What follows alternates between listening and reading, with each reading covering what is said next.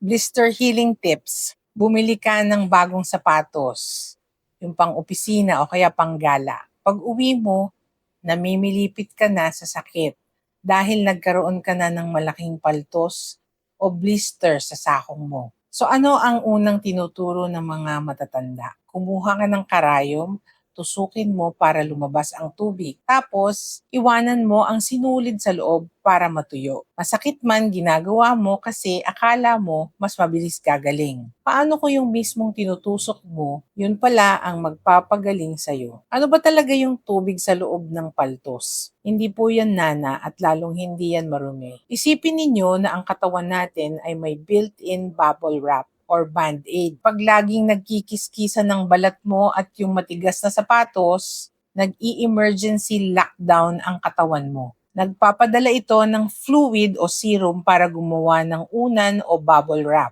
Trabaho nitong protektahan ang napakanipis na laman sa ilalim para hindi tuluyang magasgas at magsugat. Ito ang problema kapag kumuha ka ng karayom at pinutok mo ito, binuksan mo ang pintuan para sa mga bakterya. Yung balat sa ibabaw ng paltos ay isang sterile o malinis na bubong. Kapag tinusok mo yan at iniwan mo pa yung sinulid na puro germs, pwedeng magka-impeksyon ang sugat. Lalong mamamaga, magnanana at baka hindi ka makalakad ng ilang linggo. So imbis na 3 araw lang gagaling na sana, pinalala mo pa. Paano natin ito papagalingin ng mabilis?